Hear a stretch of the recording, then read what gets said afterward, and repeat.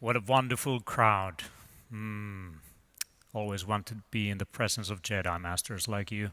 So, upgrading humans, the cabin. I think as much as I want to spend my time with all the cool gadgets and technology, I want to also spend my time in nature because that's the true source of technology, where we come from. And the reason why I live in this cabin is because, just based on my metrics, I'm getting double the amount of deep sleep, which is basically the most restorative part of sleep in the first few hours. I have these bed sheets that work like a battery. So there is carbon fiber in it. It's about 10% of the blanket is like carbon fiber, and it's completely distributing the magnetic field of my body and also any kind of temperature changes. So if there's inflammation in my knee, it spreads that around. And also the negative ions coming just from the waves hitting the rocks and the fact that, it's off grid. There is no direct electricity. There is some solar panels if I need some electricity. But most of my time I work with these gadgets, so I try to balance things out a little bit so that I also spend some time without them. Now, biohacking to me is the art and science of optimizing your performance, health, and well-being. So in this conference, we had people have implants. We have people looking at biohacking from just gene editing or biological level. I'm interested in influencing my personal biology so that I can channel that to the work that I do, so that I can get the best results in why I'm here. That's one of the big questions. Why are we here? Why are you doing what you do? So to me, the purpose of life is really to discover what your talent is, what you're good at it, and then give it away. That's kind of what I want to do. And I want to spend giving it away as much as I can for the rest of my life, not to deteriorate in terms of my body or my brain doing it. Talking about the brain, you might be thinking, what the heck does this guy have on his head? So there's a few different devices right now. So this cool headset and this laser, actually, it's invisible almost. You can maybe see a little bit of red over there. That's about 810 nanometers, kind of on the periphery of our visible light region, and that's a near-red infrared light, a laser that's pulsating into my brain. There is a lot of soft tissues in the back of the nose, and there's a lot of blood flow. In 20 minutes, every single cell in my body gets exposed to the effects that are coming from this specific laser. What it's doing, it's activating in the mitochondria, the energy centers of your cells, something called cytochrome C oxidase that produces ATP. ATP is basically energy. My doctor friend calls this laser cocaine. It's kind of like a cup of coffee that you snort into your nose without actually drinking it. So there's a lot of interesting mechanisms in the human body that you can tap into. I'm now tapping into these just for performance reasons because I want to be as present as I can, as calm as I can in front of you. So that's why I'm activating some of the more anti-inflammatory mechanisms in the body so that it can start the processes of healing. And I'm using light specifically for it. I'm also increasing my alertness because it's kind of dark here in the northern hemisphere this time of the year. So I have some blue wavelengths of light now shooting into my eyes. And that increases my dopamine levels, my alertness. Now that's all biohacking. And I wrote the Biohacker's Handbook. It's like a manual, the missing manual for the human body. So the different aspects of your life, the different pillars that your health kind of stands on, sleep, exercise, nutrition, mind, and work. We look at those as systems and how those systems can be understood, can be put under the test, can be optimized based on latest science and latest practitioners and leading figures who are experimenting things on themselves, but research also, which is grounding things into real science. So basically, it's what is the 20% that might result in 80% of improvement? Now, this book is coming out in a month. At biohackingbook.com, you can pre-order it if you like. It's over 500 pages, over 1,500 references, hundreds of illustrations, over 5 years of work from a team of 3 people. So I work with a medical doctor called Olli Sovijärvi and a nutrition specialist called Jaakko Halmetoja. So I'm the technologist, the systems thinker, kind of an editor of this book, putting things together. Also the curator of Biohacker Summit. I would love to show you a little video that kind of depicts my typical day, what biohacking might look like. So let's take a look at that one. We can crank up the volume in any way, that would be awesome.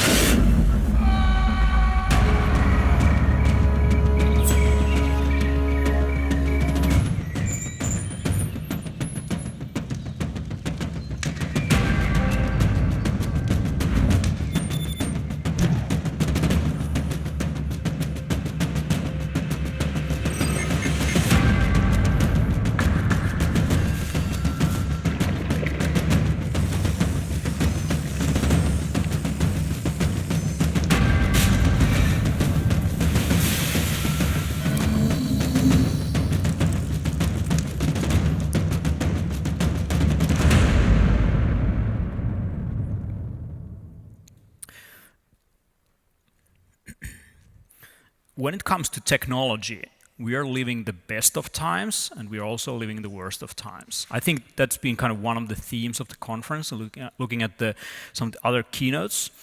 We have such a potential with all the devices and tools and technologies that we're working with, that we are also seeing the potential downside of it. That it's not necessarily always good for us. Many of the problems that we have today of like sitting too much and always using transportation and having mass production of food, etc. It's basically leading to a lot of the health issues that we have today.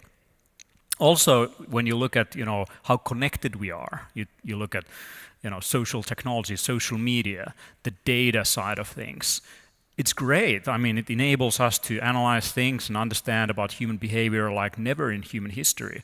Simultaneously, we're talking about privacy issues. We are talking about if that's good or not, if Cambridge Analytica should have done what they've been able to do, if Facebook is now on the dark side or really on our side, if Google's mission is to do no evil, or if the organization is already evil. There's all these questions that we have today about our relationship to our tools and technologies and companies representing them. The way how I see Silicon Valley is that they're optimizing human engagement. They're basically doing any and all means so that you would spend more time on the apps. It's great. I mean, that's one of the metrics of success of what you're doing.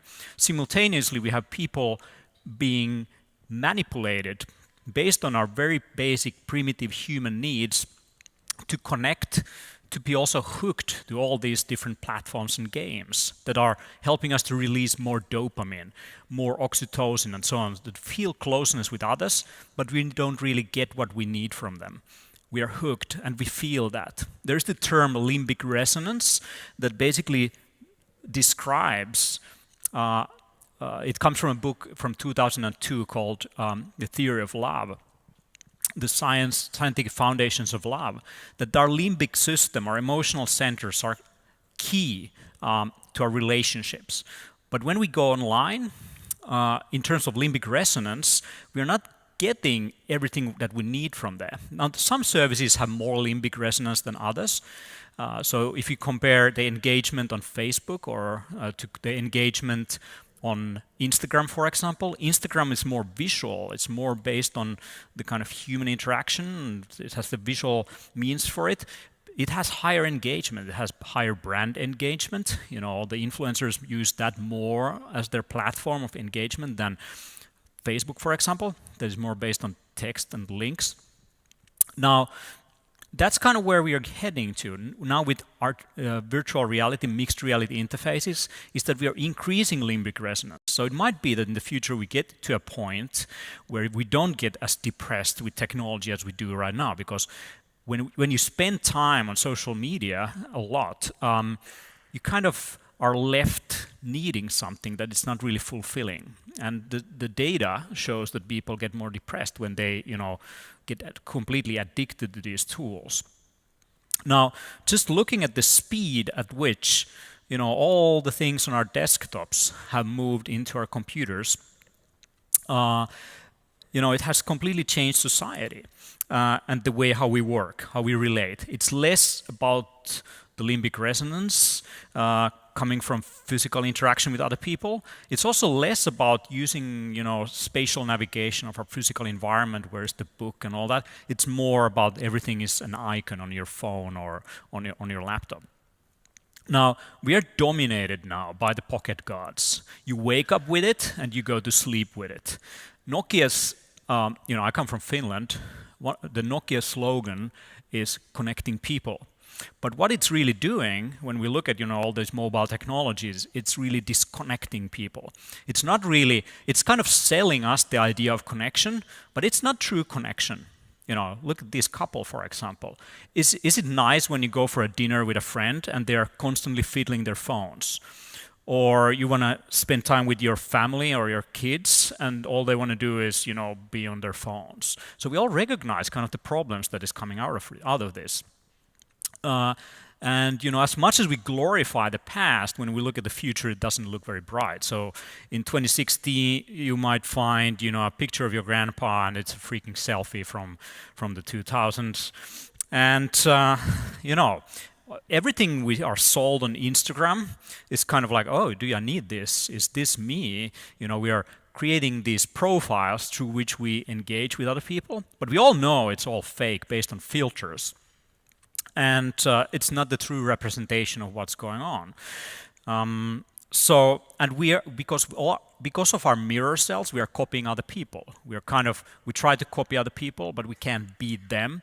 So we get depressed. We kind of know it intuitively, but in reality, we're not kind of following through our instincts when it comes to some of these tools.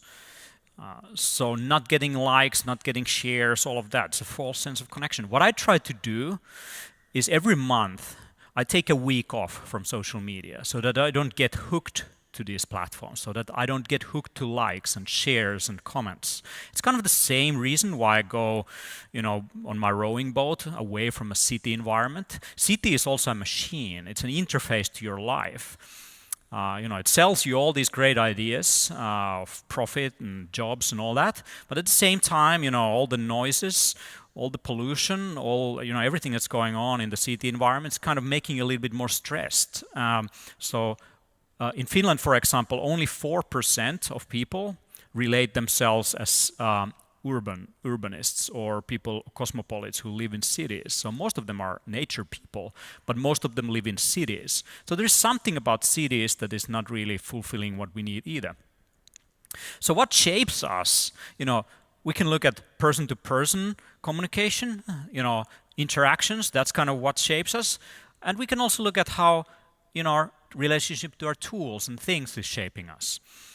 And we see where this is kind of heading. It's not all good. It's not true connection, although we kind of want to see it like that. Now, looking at our relationship with tools and things and objects, looking into the history, just objects, how we made them. The first objects were artifacts made by man, by hand, by fire and cauldrons, and they were unique. Hunter-gatherers used them, as daily tools to leverage. Technology is a leverage. It helps us to leverage things and achieve things that we can't otherwise. Then came the machines, and they enabled the assembly lines, us to productize these things. So then we got into barcodes. When we ask about the origin of a bottle of wine, it's no longer about that unique piece, that unique glass of wine. It is about the barcode, what year it came from, a winery, what bottle it was put into.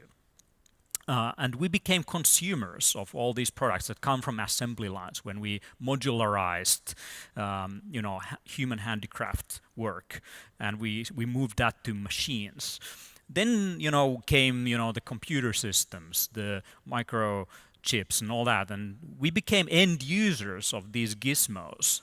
We barely know how they work. We have different user interfaces to work on them, but very few people really know the assembler language that's behind them. And when they break, it's really hard to recycle them. One of the ideas put forward by Bruce Sterling, who's a science fiction author, but also a futurist and thinker when it comes to our objects in our very environment, is that we have to move to new smart materials, 3D printable materials that we can take, the idea of the bottle, and as it comes to the end of its life cycle, we can recycle that to a new object. It's like shoes that you buy from a store, and once they come to the end of their life cycle, we can just 3D print a new object out of them. And in that process, all of us, we are democratizing product design. So it's no longer only a handful of people who can do it, but more and more people can engage in design of objects, very physical objects, because it's an idea existing in a CAD software. It's a 3D model. We can download it. So doing things like a Louis Vuitton bag in the future is much, much more easier for all of us. So where do we need China when we don't have to ship all the raw materials around, but we can just 3D print locally where we are? He takes this a little bit further. He thinks that all the objects need to have some kind of digital identifier. They need to be able to sense their very environment as much as they are based on transformable materials and 3D printing. Now, those he calls SPIMEs. And in a SPIME environment, we are participants and we are collecting the data, the kind of the digital footprint that these objects leave. We are interested more in the context of their use than we are in the objects themselves. So we move from consumerism to really kind of participatory platforms where we're interested more in the way how we engage with these objects. We kind of see that already coming. Now, when we move forward, what is happening is we become objects. Objects are already moving on our, I have a smart watch, it's reading my biology. Some people here have a chip. It's becoming embedded in our bodies, and we start to, engage with technology in a very direct way where the distinction between humans and machines is becoming more blurred. And he calls this biots. So it's kind of a robot and a biological organism coming together, and that's a biot. Now, the way how I see it is all great, but simultaneously we have disconnected from nature. We have moved to cities. Everything that moves is kind of dangerous. We just put some concrete on it. Even our environments where we are, buildings, we are worried about mold, toxins and all that. When you go to a forest, there is more different species of mold than in any building. But the problem in city environments is that certain strains get to dominate more than others. So this imbalance of the ecosystem leads to health problems in humans. So one of the species kind of gets out of hand. In nature, that's self-regulated. The ecosystem itself regulates, so no single, pathogen gets to dominate too much. So we have all the compensatory mechanisms in that ecosystem to balance things out. And we also try to balance ourselves in, city environments. We try to get our focus back as we work in, open offices and so on. I think this is a great technology, the isolator. You basically have this narrow field of vision, so you can easily focus on what you do. You also have some external oxygen coming in. It also isolates all the sounds. It's one of the best, technologies for a cubicle worker or a co-working space, enthusiast. I'm personally using noise-canceling headphones to just, isolate myself from all the noise and stress from today's work environment and city environment. Now, you could also get, you guys love hoodies, so you could get a relaxation hoodie. It's like a blackout edition where it's an isolation tank for your head. So you just, tip yourself out from, this reality for a moment. So that's kind of how we can balance ourselves with, all the constant stimulation coming in. So we are kind of constantly inventing new technologies and new ways of not being consumed too much from a nervous system standpoint from the things that go on around us. Now, in Silicon Valley, they are engaging in all kinds of different technologies to really improve their attention and focus and performance. So one of the trends is, to get yourself into yoga and meditation and fasting. And the reason is not spiritual growth. The reason is more focus and attention. So when you don't eat, your blood is not in your gut, but it's going to be in your brain. Originally, that served the purpose of finding food. Now it serves a purpose of productivity at the workplace. So they have these, 24-hour fasts, and then they have a break fast together with other entrepreneurs every Wednesday. That's the first time when they eat on a new week, is that they break the fast. And they do that biohacking for the purpose of performance enhancement. Now, this gentleman here is Serge Faget. He became famous recently by spending hundreds of thousands of dollars to biohack himself. So he uses everything from prescription drugs to prostitutes to psychedelics to hearing aids. He uses hearing aids in a conference like this so that he can more easily hear what everyone is talking to them. He uses modafinil, microdose MDMA, LSD, all these things. Just why? For productivity reasons. And then there's all the nootropics that are coming along. Kind of the idea that work is not worth doing unless you're fully focused on it. So there's all the nootropics and all these things that you can use for maximum focus. And obviously they also rediscovered LSD, and they're taking all these psychedelics and talking about microdosing, and they go for ayahuasca retreats in the Amazon basin. For what reason? For spiritual growth? No, to work on their problems in their business so that they can raise another round of funding for their companies.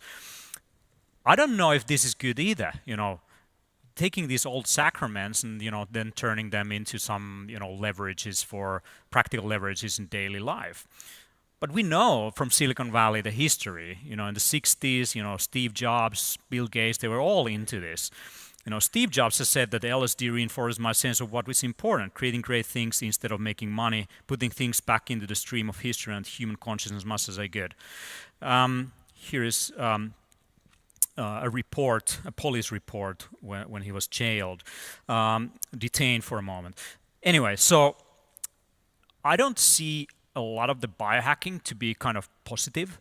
There's some great things when we're thinking of modifying our biology for productivity reasons. That is awesome. But there's some concerning things here that I don't think are very good. And it stems back to a relationship to our machines. So what is the relationship between men and machines? What is the relationship between technology and biology? Drugs and all of those are technology through which we modify our biological environment so that we can, be more happy or get more done or be more healthy, all that.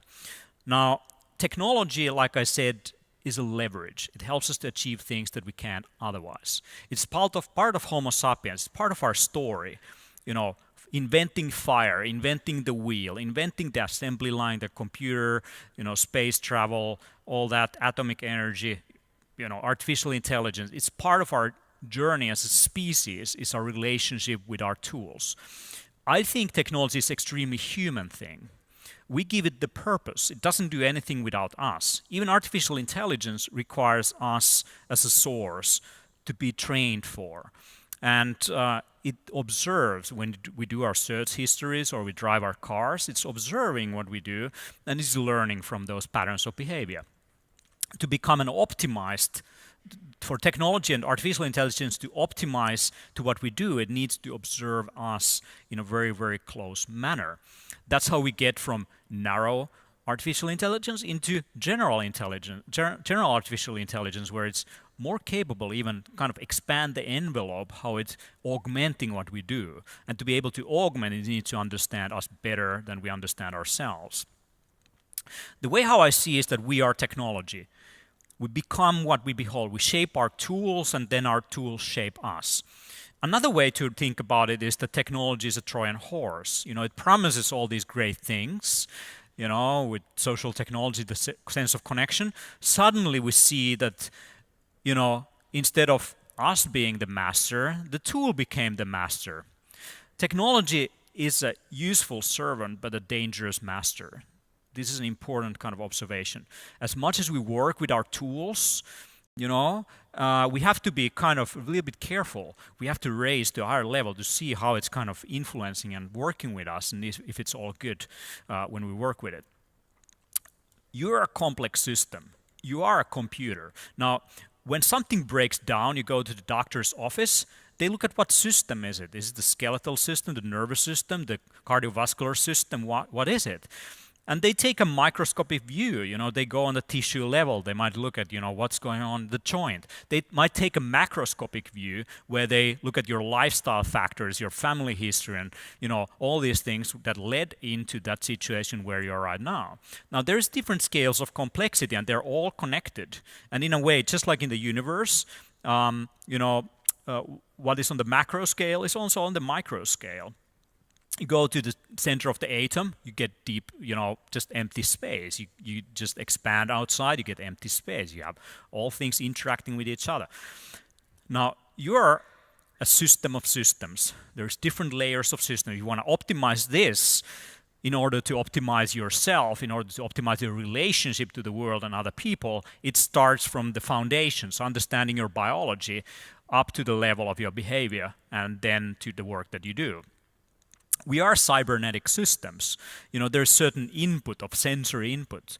Now, in that system, there is different mysterious processes happening. And then there's an output. The way how we learn from that output is the way how, we go through life.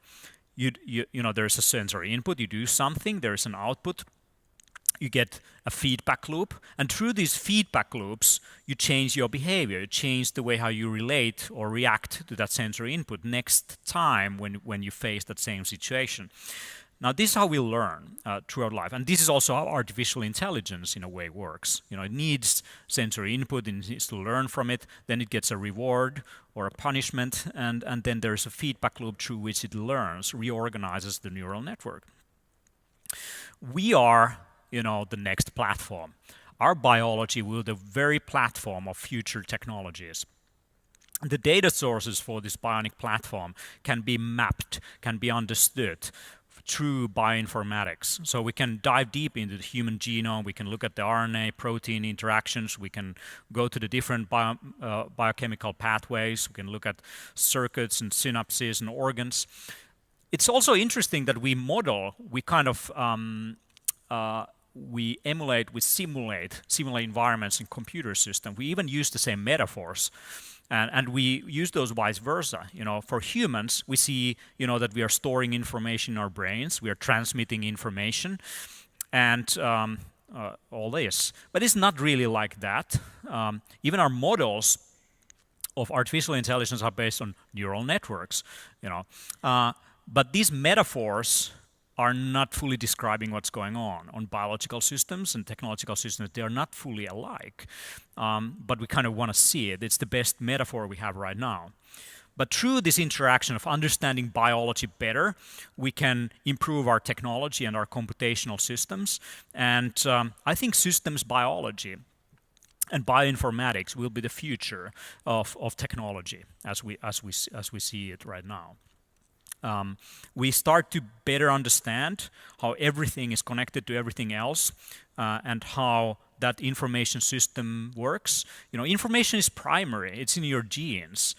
It copies forward. You basically live forever by cell division. Your cells are dividing, they copy the DNA forward. There is epigenetics. It modifies the gene expression, turns on or off specific things on that switching board based on environmental factors, behavior, stress, all that, source of food, all kinds of things.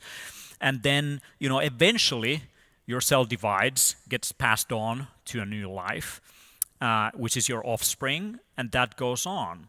The purpose of biohacking is not to live forever. The purpose of biohacking is that process creates the most resilient organism possible, and on a species level enables us to live forever as species, not you specifically. Because if we extend our lifespans, that every one of you is going to live like 200 years old, that process of evolution will become slower and slower because there is less opportunities for that gene expression to adapt to its environment. So it leads to the fact that we have to start understanding how we work and influence that code also in a very direct way. So we will start modifying ourselves to be able to adapt to the environment directly. Now, I believe that the future of health is in the data. So we mine the data. We use machine learning algorithms to dive deep into it. We have data from our behavior and activity, variables, all that. We have data from our environment. We could have buildings that sense things. So there's kind of ambient intelligence all around us that is kind of sensing constantly what's going on. We have our health records. We have our, information about our medical history and metabolomics and all that. When we put that into machines, we can better predict outcomes in terms of health and performance and so on. I believe that bioinformatics will be for health what the microscope was for biology or the telescope was for astronomy. So it kind of enables us to dive deeper into what's going on. Now, technology, where it evolves to artificial intelligence. Artificial intelligence is another kind of probe through which, as humanity, we can access things that are outside of our immediate senses. The microscope was the first technology, the telescope the second, and now we have artificial intelligence. It kind of helps us to tap into complexity that is beyond our comprehension. Different lifestyle factors, everything in your life then influences what's going on your individual level, how your environment influences what's going on. To give you an example of that, you are a product of your environment. You are on the very far right side, and when you look at the tree of life going back, you get to the very first bacteria. Those guys still live inside of you. They live as your microbiome, on your skin, in your digestive system, and your mucous membranes. They modify constantly the different the biological substrate in which you operate. Many of the neurotransmitters, like serotonin, is produced in the gut. 90% of serotonin is produced in gut in interaction with these external, life forms, bacteria, microorganisms, and they outnumber the number of your cells. So there is more bacteria and microorganisms in your body than there are individual cells. They're just much more microscopic. And I spoke about mitochondria, which I was activating with this laser. Now, mitochondria, the energy centers in your cell, from evolution standpoint, they derived from eukaryotes that came after bacteria. So you are basically also, when you look at what you eat, you're a product of this whole web of life, this whole food chain.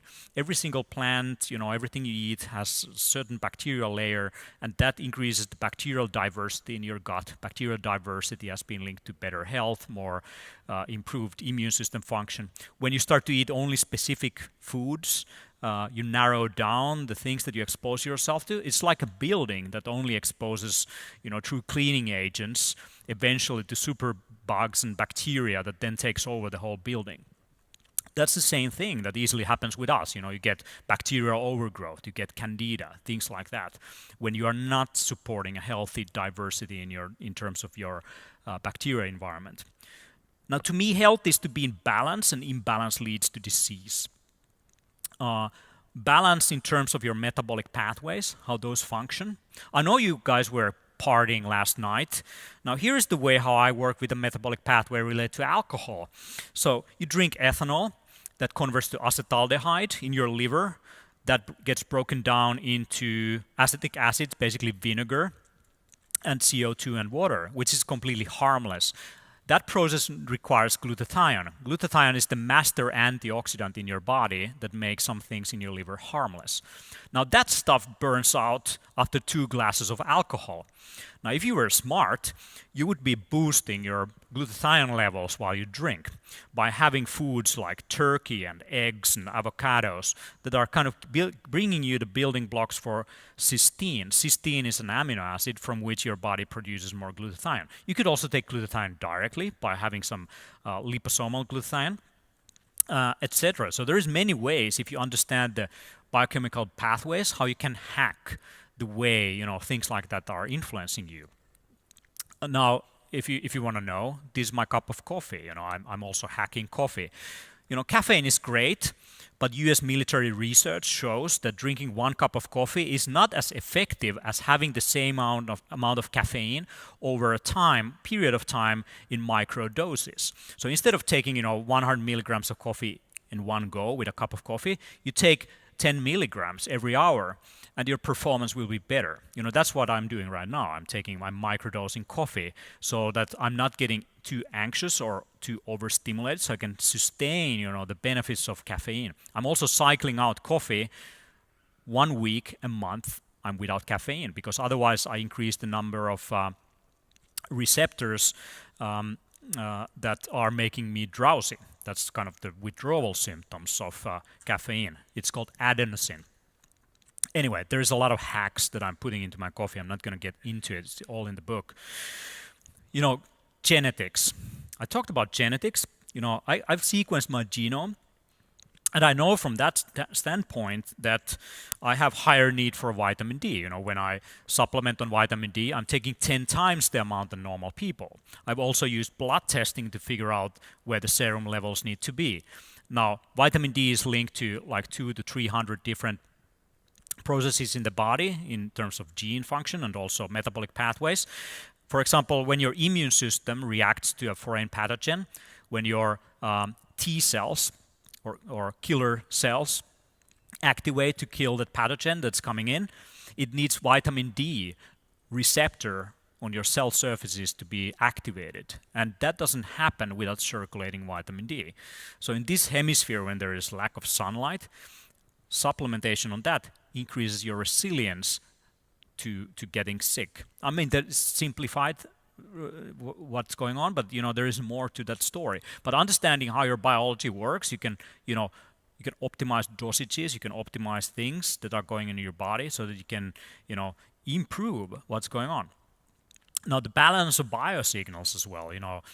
Peter Drucker is one of the founding fathers of management thinking and knowledge management and all that. He says that what gets measured gets managed. I mean, Chris Dancy and others have been talking about different ways how you can quantify the human body through quantified self to gain self-knowledge through numbers. There's all these cool technologies that helps you to tap into that data so you can know what's invisible, what's going on in your system.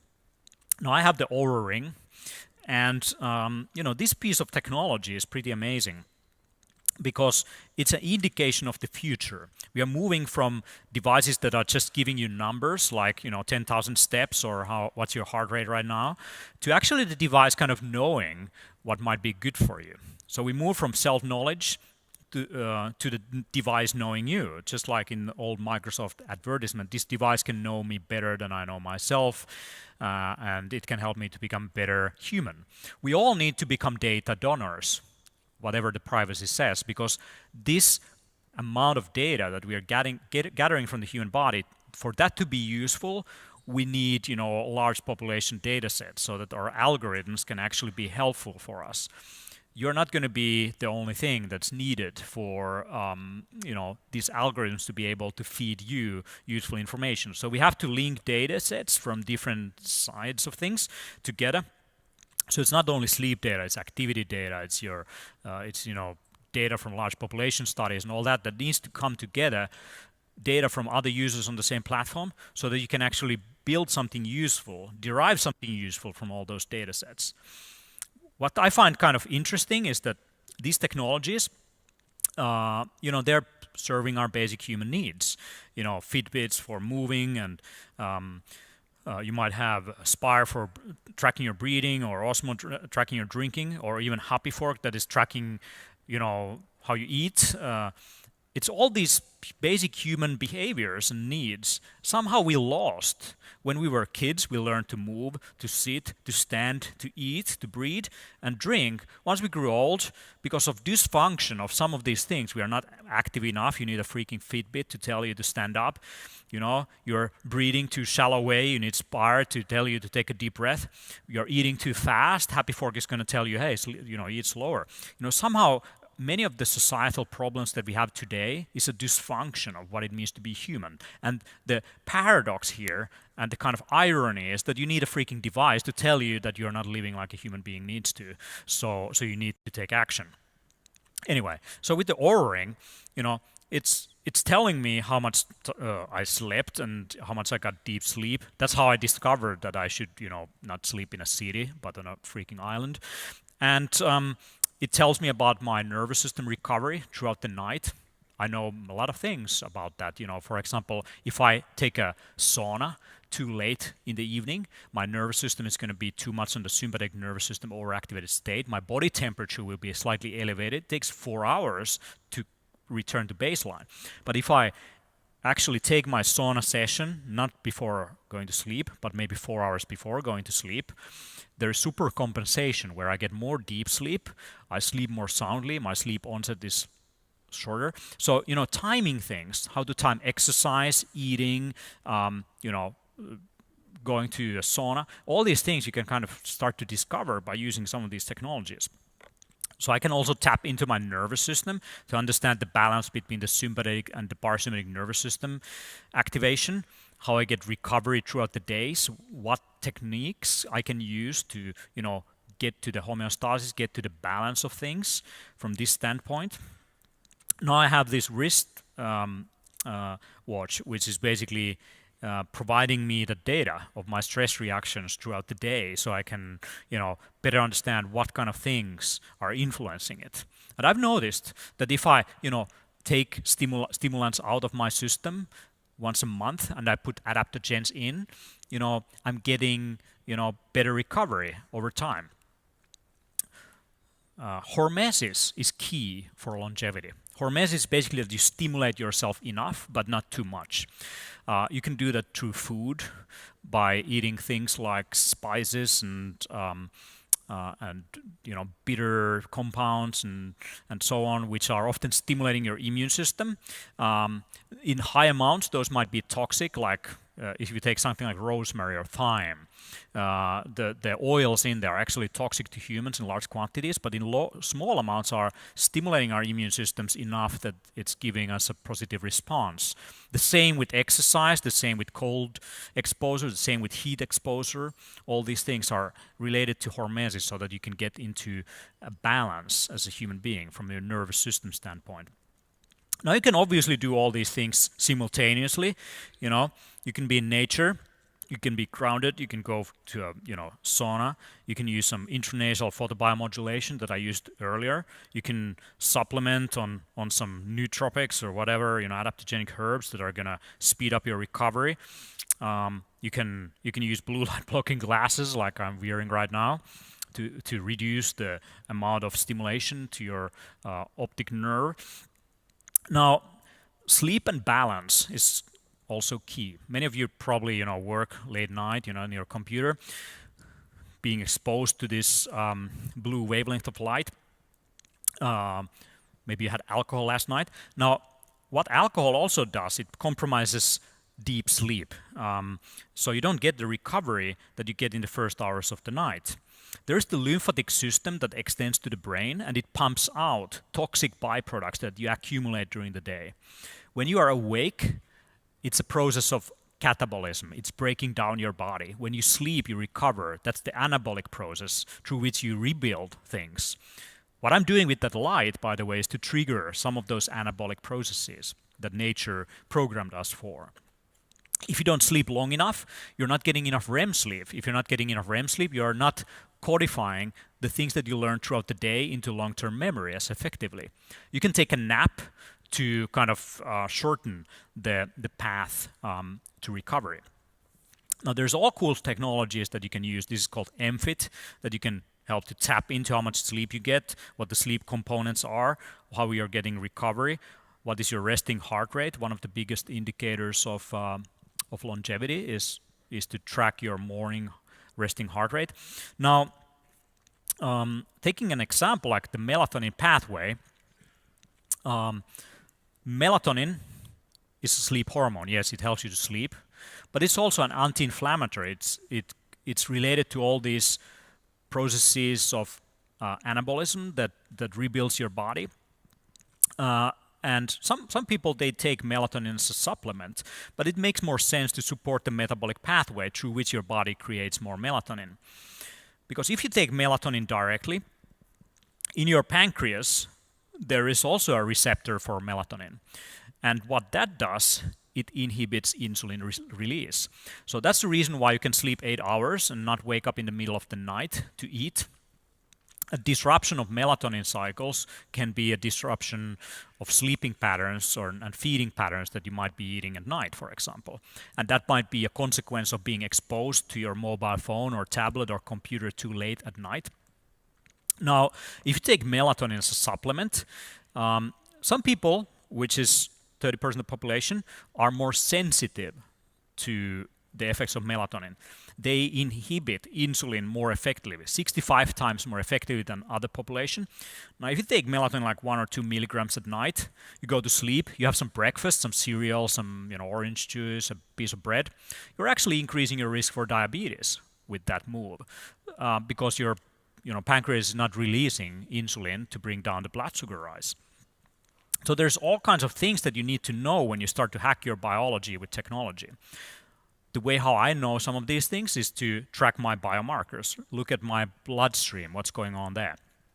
So here is from last 6 years, some of the data.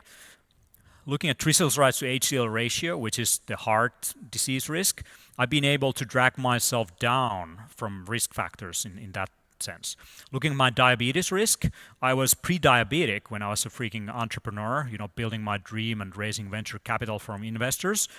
I've been able, through all this biohacking, to drag myself out of risk for diabetes and malfunctioning blood sugar control. Looking at my kidney function, I have high risk for kidney disease based on genetic factors. I've been able to increase my kidney filtration rate, bring down my risk factors in that sense. And looking at testosterone, when I start doing this at the age of 30, my testosterone levels look like I'm a 45-year-old man. Now at 36, my testosterone levels look like I'm less than 25-year-old. And all of this comes without using, pharmaceutical drugs or any of that crap. It's coming from understanding the biological system, constantly modifying my environment and my relation to that environment, so that I can reverse and slow down the processes related to aging. I could also be accelerating them, which I did, from 20 to 30 years old. And one of those things is the biological clock. I'm not going to get into that for too much, but blue light from your computer screens. The LEDs, they emit a specific wavelength which is peaking around 450 nanometers. That's great, it increases alertness, but the problem with that type of light is that it's also inflammatory to your retina. So when you look at your screen at short distance, you are actually increasing your risk for macular degeneration. And it's also affecting your biological clock, your master clock. There is a specific area in the brain that is keeping the clock, and light is one of the key synchronizers of that clock. Now, What it needs also is the wavelengths of that are related more to the infrared range. When sun goes down, red light dominates infrared range. That's signal to your biology that it's time to start the process of recovery. Now you can inhibit all of that by using computer screens for too late at night. Now I'm a biohacker, so I obviously try to mitigate that as much as I can. So I use F-lux on my computer screen. So in the evening, it kind of shades into a wavelength where less of those blue wavelengths of light are dominating. I'm also using the night mode on my iPhone.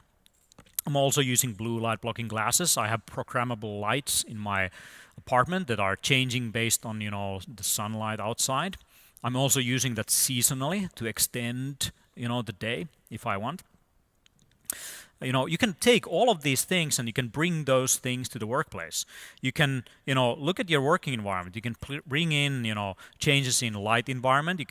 You can also modify air quality so that it's more supportive to your mucous membranes and your immune system function and all that. You can have green plants that are aiding you to filter out volatile organic compounds from the air and particles and all those things. You can have water that you're drinking to increase your hydration. You might be improving your biomechanics so that all the time on computer screen is not wrecking your spine and your biomechanics. One of the big problems of sitting is that these muscles here get shortened, and when you stand up, it kind of creates this anterior tilt, which increases pressure on your lower back and your spine and discs. And disc deterioration can be one of the results of sitting too much on the computer. It also kind of opens up your legs a little bit outwards like this, and when you walk, you get all kinds of knee problems. And then, use a mobile phone that increases like around 27 kilograms of more pressure on the upper back, 60 degree kind of tilt like this. So, we have to become aware of how all our technology use is wrecking us and speeding up our aging processes. You are professionals. You can do all of this to hack your very physical environment to be able to adapt to the work that you really love and want to do, so that you can perform better at that and do that for more years in your life. Health is to be in balance, and imbalance leads to disease. That's kind of the message here. It's all about the equilibrium. Equilibrium is all about bringing things into homeostasis, bringing things into balance, where different forces in nature, physical, chemical, social, technical, biological, all those systems are in balance. Once you kind of understand that, you can start to think about how you optimize things. You can understand that you are what you repeat. All great men throughout history and women have had patterns of behavior that they repeat. Those patterns of behavior are habits. Those habits are controlling us. We are like robots that we repeat. Instead of trying to change yourself, changing your environment, the way how you relate to that environment is more effective. I don't believe in willpower. Willpower doesn't work. Rituals work. Hacking your environment works.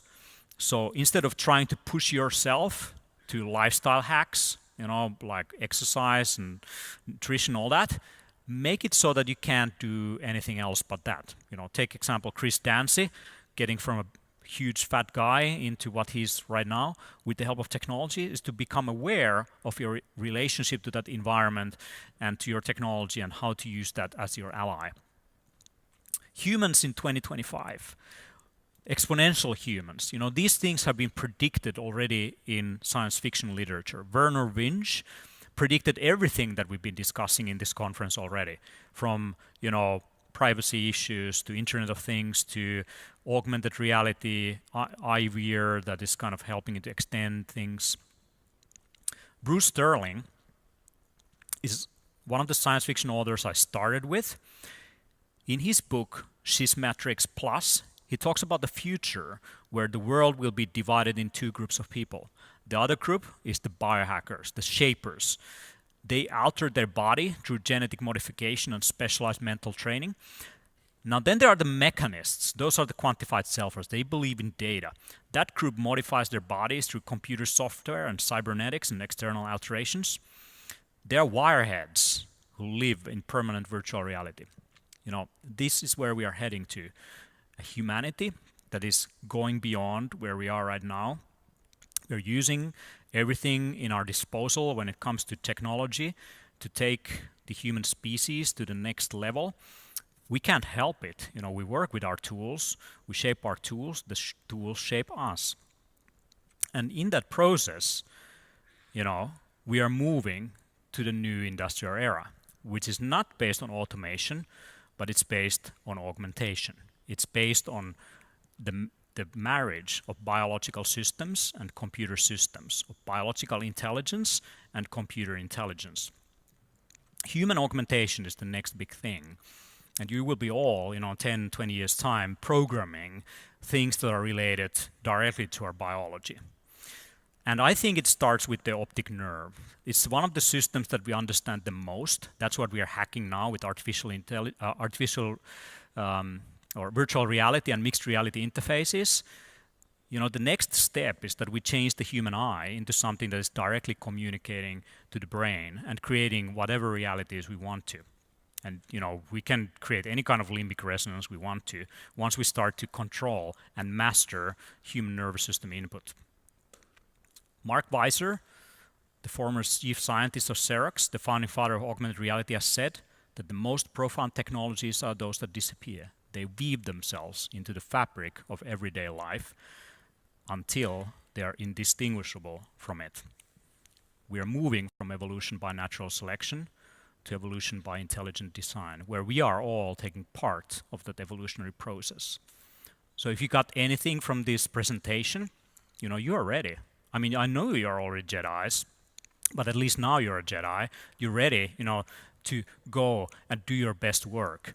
And if you need some help, the Biker's Handbook is, your friend. You can pre-order it at bikingbook.com. It's shipping at Christmas. So with that, thank you very much. It's time for you guys to go and upgrade yourself.